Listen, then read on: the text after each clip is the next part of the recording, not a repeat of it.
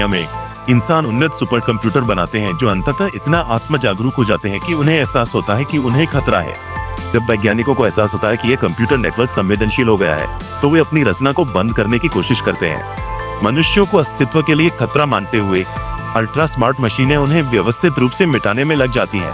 1997 में computer America के परमाणु शस्त्रागार पर नियंत्रण कर लेते हैं और इसका उपयोग अधिकतम मानव जनसंख्या को मारने के लिए करते हैं। कुछ बचे हुए इंसान जो उन्हें ढूंढकर खत्म करने के लिए बनाए गए हथियारों और रोबोट से छुपते हुए एक भूमिगत प्रतिरोध का निर्माण करते हैं। इस प्रतिरोध का नेतृत्व एक आदमी करता है जिसका नाम है जॉन कॉनोर। साल 2029 में वह कंप्यूटर पर सबसे सफल हमला करता है और उनकी रक्षा प्रणालियों को नष्ट करके स्कीनेट को प्रभावी रूप से बंद कर देता है। क्यों कभी कोलोराडो था। स्कीनेट को यह एहसास होता है कि 2029 के बाद कॉनोर उसके अस्तित्व के लिए सबसे बड़ा खतरा होगा, उसी तरह जैसे उसने मिसाइलें लॉन्च की थी जिसे जुडगुमेंट डे के नाम से जाना गया। 97 में कंप्यूटर नेटवर्क अपने अस्तित्व को सुनिश्चित करने के लिए कदम उठाता है। यह एक खतरनाक साइबोर्ग को समय में पीछे भेजता है जिसका मिशन है कि वह जॉन के जन्म से पहले उसकी मां को मार दे।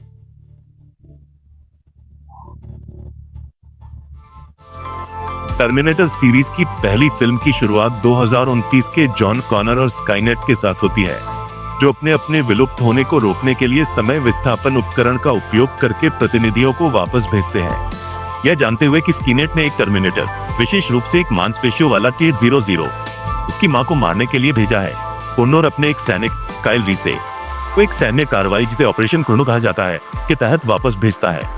दोनों समय यात्री 1984 में लॉस एंजलिस में केवल अपनी त्वचा या जैविक पदार्थ के साथ पहुंचते हैं। दोनों जल्दी से कपड़े और हथियार हासिल करने में लग जाते हैं और यह कहने की जरूरत नहीं है कि टर्मिनेटर के खरीदारी के तरीके थोड़े ज्यादा खतरनाक हैं। फिर जॉन की मां सारा कॉनर की खोज में दोनों को एक ही सलाह मिली, स्थानीय फोन बुक का उपयोग।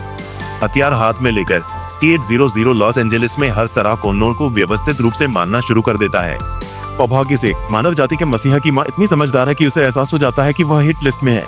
जब एक डाइनर वेट्रेस के रूप में काम कर रही होती है, सराह को खबरों में पता चलता है कि उसके नाम की महिलाएं मारी जा रही हैं और अंततः वह टेक नोरी नाम के एक नाइट क्लब में छिप जाती है। यहाँ वह पुलिस को बुलाती है, लेकिन पुलिस के आने से पहले T-800 और काइल रीसे दोनों क्लब में घुसते हैं, बंदूकें चलाते हुए। रीसे सराह को बचाता है, अगर तुम्हें जीना है तो मेरे साथ चलो।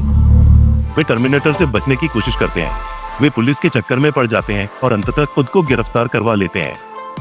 जब पुलिस उनका पीछा करती है तो काइल रीसे से पुलिस और मनोवैज्ञानिक सवाल करते हैं, तो उसके भविष्य से समय यात्री होने की कहानी पर सवाल उठाते हैं, जिसे उग्र मशीनों के खिलाफ मानव प्रतिरोध की आखिरी उम्मीद को बचाने के लिए भेजा गया है। दुर्भाग्य से जब रेस को हिरासत में लिया गया है तो रोबोटिक सीरियल किलर सराह का पुलिस स्टेशन तक पीछा करता है और अपनी कार को फ्रंट डेस्क से टकराने के बाद प्रीसिंक्ट के हर एक पुलिस अधिकारी को खत्म कर देता है। इससे भागने के लिए मजबूर होकर काइल और सारा एक होटल में छिप जाते हैं और उसी समय काइल ये साझा करता है कि वह सारा से प्यार करता है। असल में जब से जॉन ने उसे 2020 में उसकी तस्वीर दिखाई थी, तब से वह उसके बारे में पागल है। आखिरकार वे अपनी जान बचाने की लड़ाई से समय निकालते हैं और करीब आ जाते हैं, लेकिन टर्मिनेटर के पास प्यार के लिए समय नहीं है और सराह की मां को मारने और फोन पर उसकी आवाज की नकल करने के बाद वो हमारे हीरो को फिर से ढूंढ लेता है, जिससे एक अंतिम लड़ाई होती है। बड़े मुकाबले में सराह और काइल पाइप बमों से T-800 से लड़ते हैं, जिससे उसका अली साइबन अंकाल सामने आ जाता है। आखिरकार तीनों एक फैक्ट्री में पहुंचते हैं जहां काइल लड़ाई में लगी चोटों से मर जाता है और सारा एक हाइड्रोलिक पे से टर्मिनेटर को कुचलकर मार देती है। यहाँ तक कि सबसे कसी हुई लेखनी भी टकराने से नहीं बच सकती। समय यात्रा में कुछ विरोधाभास होते हैं, लेकिन टर्मिनेटर फ्रेंचाइजी समय यात्रा फिल्मों की राजा बनती है क्योंकि यह इन विरोधाभासों को स्वीकार करती है।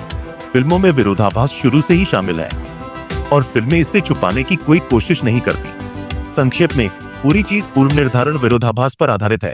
यह विचार कि कोई व्यक्ति अतीत में यात्रा कर सकता है और भविष्य को इस तरह से प्रभावित कर सकता है कि उन्हें पहले स्थान पर अतीत में यात्रा करना आवश्यक हो जाता है। पूरा टर्मिनेटर ब्रह्मांड इसी एक असंभवता से उत्पन्न होता है। पहली फिल्म के कोडा में जैसा दिखाया गया है, टर्मिनेटर का अंत एक गर्भवती सारा कॉनर के मैक्सिको में गाड़ी चलाते हुए होता है। ऑडियो टेप्स के जरिए जो अपने एजेंट में बेटे जॉन के लिए रिकॉर्ड कर रही है, हमें पता चलता है कि काइल रीसे उसके पिता हैं। जब वह गैस के लिए रुकती है तो एक बच्चा उसकी फोटो खींचता है और उसे पोलरॉइड भेजता है, और यह वही फोटो है जो जॉन कॉनोर ने भविष्य में रीसे को दी थी। संक्षेप में जॉन को पता था कि रीसे उसका पिता है और उसने उसे समय में पीछे भेजा ताकि वह उसकी मां की रक्षा कर सके। उसे वापस भेजकर जॉन ने अपनी जन्म की परिस्थितियां बनाई जो अंततः उसे प्रतिरोध का नेतृत्व करने की ओर ले जाएंगी। हालांकि स्किनेट के खिलाफ और लड़ाई उन्हें टर्मिनेटर को वापस भेजने के लिए प्रेरित करेगी और रीसे को वापस भेजने और उसकी मां की जान बचाने की आवश्यकता पैदा करेगी, और इसी तरह यह अनंत काल तक चलता रहेगा। जेम्स कैमरन की समय यात्रा वाली क्लासिक के प्रशंसक बनने के लिए आपको इसके बारे में ज्यादा नहीं सोचना चाहिए। मैं वापस आऊंगा। इंसान ही नहीं है जो एक अनंत चक्र में फंसे हुए हैं। सारा कॉनर के मौत के मुंह से बचने के बाद फैक्ट्री में टर्मिनेटर के स्पेयर पार्ट्स को जल्दी सीबर्टीने सिस्टम्स के शोधकर्ताओं द्वारा खोज लिया जाता है, जो उन्नत कंप्यूटर और रोबोटिक्स पर काम कर रहे हैं। दूसरे शब्दों में, स्किनेट के निर्माण खंड अनजाने वैज्ञानिकों द्वारा बनाए जाते हैं, जो उस तकनीक का उपयोग करते हैं जो स्किनेट ने खुद को बचाने के लिए भविष्य से एक किलर रोबोट भेजने के बाद पीछे छोड़ दी थी। जहाँ तक सराह की बात है, पहले और दूसरी फिल्म के बीच वो अपने छोटे बेटे के साथ लैटिन अमेरिका की यात्रा करती है। वो अपने बेटे को भविष्य में मशीनों के खिलाफ युद्ध में एक प्रतिरोध सेनानी बनाने के लिए विभिन्न गोरिल्ला लड़ाकों और सैन्य पुरुषों से दोस्ती करती है। वह जॉन को यह समझाती है, इससे पहले कि वह उस फैक्ट्री पर हमला करने जाए जो स्किनेट बनने वाले कंप्यूटर कंपोनेंट्स बना रही है। जब उसे गिरफ्तार किया जाता है तो वह खुलासा करती है कि मशीनों का भविष्य का हमला आसन्न है, और स्वाभाविक रूप से उसे तुरंत एक मानसिक संस्थान में बंद कर दिया जाता है। इससे 10 साल के जॉन को लगता है कि उसकी माँ बस पागल है। हालांकि वो अपने पालक माता पिता की नाक के नीचे छोटे मोटे धोखे और अपराध करने के लिए उसे सिखाई गई कौशल का उपयोग करता है। अपने पहले असफल प्रयास के बाद जॉन कॉनोर को खत्म करने के लिए स्किनेट दूसरी बार तैयार है। 1995 में एक और नया टर्मिनेटर भेजकर किशोर जॉन को मारने के लिए। एडल्ट जॉन को पता है कि यह होने वाला है, क्योंकि वह इसे पहले ही जी चुका है। इसलिए वह अपने छोटे स्वरूप को 35 साल बाद बचाने के लिए मूल टर्मिनेटर मॉडल का पुनः प्रोग्राम किया हुआ संस्करण भेजता है।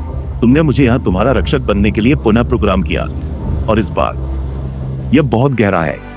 टर्मिनेटर 2 जजमेंट डे मुख्य रूप से उसके नए रूप बदलने वाले टर्मिनेटर और पुराने मॉडल के बीच की लड़ाई पर आधारित है। तरल धातु T1000 से युवा जॉन को बचाने के बाद दोसाना टेट 00 सारा कॉनर को उसके मानसिक संस्थान से बाहर निकालने में मदद करता है।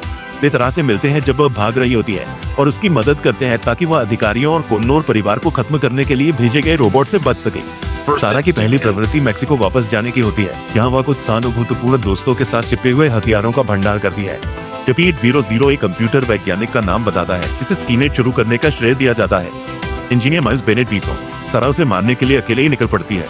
जॉन कॉनर इस बात से भयभीत है कि उनकी माँ एक आदमी को ठंडे खून से मार देगी, इसलिए वह टेट 00 के साथ पीछा करते हैं और वे सारा को डायसन के घर में पाते हैं। डायसन को उसके परिवार के सामने मारने में असमर्थ तीनों वैज्ञानिक को समझाते हैं कि उसका काम दुनिया के अंत की ओर ले जाएगा, जैसा कि हम जानते हैं। टेट 00 के रोबोट कंपोनेंट्स को खुद देखकर रीसो उनकी कहानी पर विश्वास कर लेता है और अपनी रिसर्च को नष्ट करने में उनकी मदद करने के लिए तैयार हो जाता है। डायसन की मदद से हमारे हीरो साइबरडाइन लैब्स में घुस जाते हैं और ओरिजिनल टर्मिनेटर के कंपोनेंट्स चुरा लेते हैं। वे पूरे लैब को नष्ट करने के लिए एक बम लगाते हैं, लेकिन पुलिस द्वारा बाधित हो जाते हैं। पुलिस रीसो को मार देती है जबकि टर्मिनेटर और उसकी टीम भाग जाती है, लेकिन इंजीनियर बम विस्फोट कर देता है। बिल्कुल, इसका मतलब यह नहीं है कि T1000 रुक जाएगा और वह अपने शिकार का पीछा करता रहता है। एक शानदार पीछा करने के बाद सरा, जॉन और टेट 00 अंततः अपने दुश्मन का सामना एक फाउंड्री में करते हैं। हालांकि पुराना टर्मिनेटर अगले मॉडल से हार जाता है और T1000 पुराने रक्षक रोबोट को भेज देता है और उसे मरने के लिए छोड़ देता है। उसके बाद T1000 जॉन को लगभग पंचा लेता है और उसकी मां का रूप धारण करके उसे मारने की कोशिश करता है, लेकिन कॉनर्स अपने मुश्किल से संभल रहे रोबो बडी की मदद से हत्यारे टर्मिनेटर को पिघले हुए स्टील के एक बड़े टैंक में गिराने में कामयाब हो जाते हैं। यह अंत है ना? खैर, बिल्कुल नहीं। फिल्म इतिहास के सबसे दुखद अंतिम क्षणों में से एक में टेट 00 खुद को नष्ट करने के लिए उबलते हुए वड में स्वेच्छा से डूब जाता है। इस तरह उसके किसी भी हिस्से को जो स्किनेट बनाने के लिए इस्तेमाल हो सकता है, जला दिया जाएगा।